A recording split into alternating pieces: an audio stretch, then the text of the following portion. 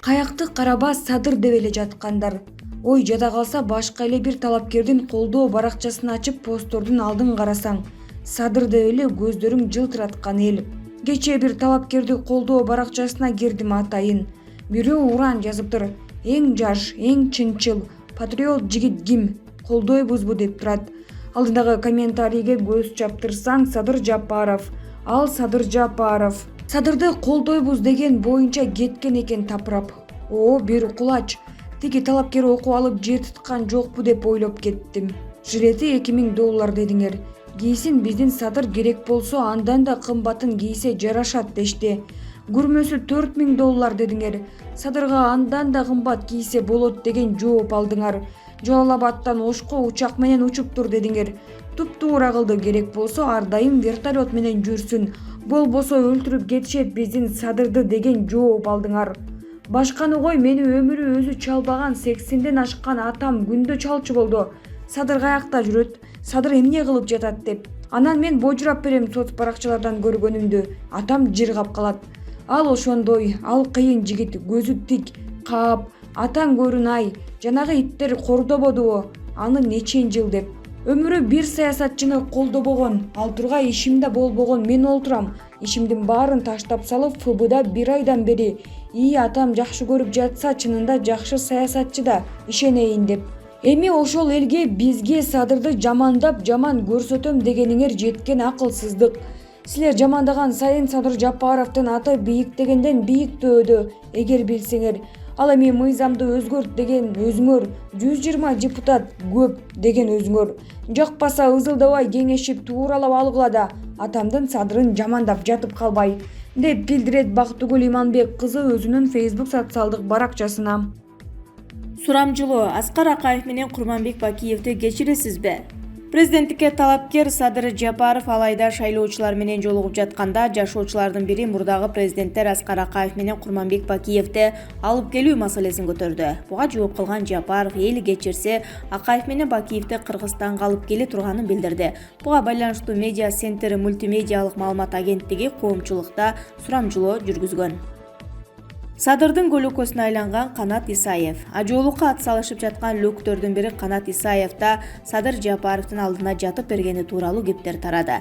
Эми чүйдүн чүйгүнү Канат мырза кара күчкө каршы жөтөлүп, эл көзүнө атаандаш болгондой түрү көрсөткөнү менен иш жүзүндө Садырдын ырын ырдайт. Колунан келишинче чүйдүн добушун Жапаровдун пайдасына бөлүп кеткенге аракет кылат. Картбөр Исаев күрөшпөй эле жыгылып бергенге жөн эле макул боло кой, Кудай акмак эмес. Ал Жапаровдун алдына Аю холдинг маселесин кабыргасынан коюп, мындан тышкары парламенттик шайлоодо дабур алууга жетишкен. Андыктан Канат Исаев калдактаганы менен баягы Канат эмес, Садырдын көлөкөсү деп билгиле деп жазат Укмуш кабарлар. Бишкекте жаш активисттер абаанын булганышына каршы жөө жүрүшкө чыгышты. Шаарды тазалоого кеч эмес, дем алгым келет деген плакаттарды көтөргөн ондогон улан кыздар темир жол вокзалынан Ала Тоо аянтына чейин барышты. Акцияны уюштуруучулар бийлик менен коомчулуктун назарын шаардагы абаанын булганышына бурууга аракет кылып жатканын айтышты. 16 декабрда абаанын булганышына байланыштуу маселе жогорку кеңеште өкмөт мүчөлөрү менен чогуу талкууланып, бир нече себептери аталган. Негизги себептердин башында сапатсыз автоунаалардан чыккан уулуу заттар, шаардагы кырчети жаңы конуштун көмүр менен жылытылышы жана жылуулук электр борборунан чыккан түтүн турат.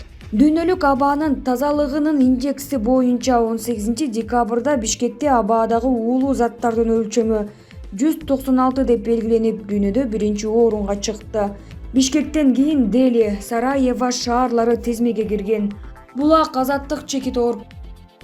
Бактыгүл Иманбек кызы. Садыр Жапаров үгүт иштерине акча каражатын кайдан таптыңыз деген суроо бериптир бир талапкер. 8 жыл саясий куугунтукта, 3 жыл абакта отурган адамда кайдагы акча? Мен штабымды жетектеп берем, мен штаб ачып каражатын төлөйм, мен бекер эле үгүттөп берем. А менден эмне жардам керек дегендер катарга тизилип турду го. Штабынын алдында өз көзүм менен көрдүм. Бир чети таң калсам, бир чети сүйүндүм. Болбосо башында ал ачык болсо деле штаб ача бергиле, баары бир шайлайт эл Садыр Жапаровду деп отурганбыз тамашалашып.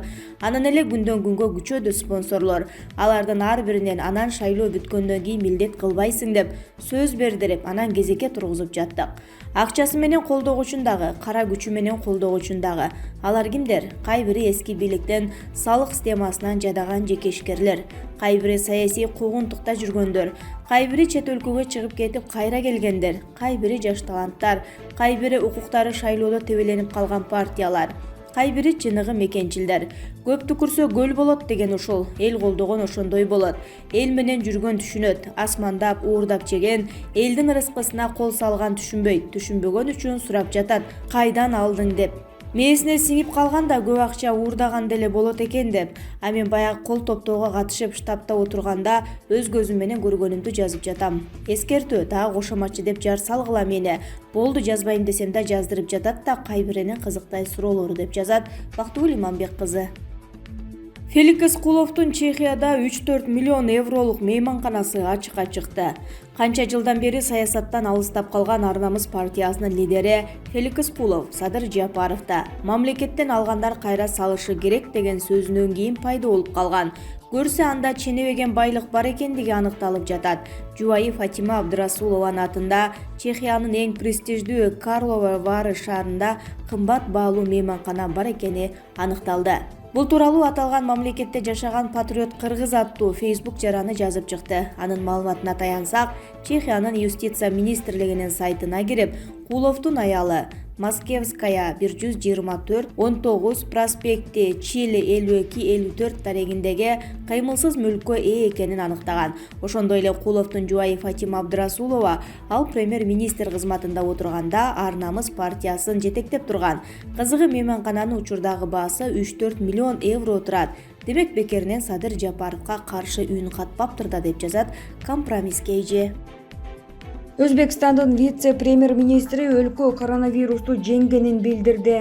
Өзбекстандын премьер-министринин орун басары Бекзот Мусаев өлкөдө коронавирус менен ооругандар дээрлик жок экенин билдирди.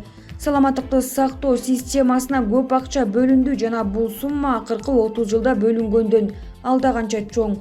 Бул оору үчүн зарыл болгон дары-дармектерди дүйнөнүн кайсы гана точкасы болбосун жеткирип жаттык. Чет өлкөдөн адистер алынып келинди. Натыйжада Өзбекстанда коронавирус менен ооругандар дээрлик жок, деди Мусаев. Соңку расмий маалыматтар боюнча 19 декабрга карата Өзбекстанда коронавирус менен ооругандардын саны 75 675 кишини түздү. Алардын ичинен 73 099 айыкты, 612 өмүрү менен кош айтышты. Өзбекстанда коронавирус боюнча статистикага элдети лабораториялык түрдө тастыкталган гана бейтаптар киргизилет.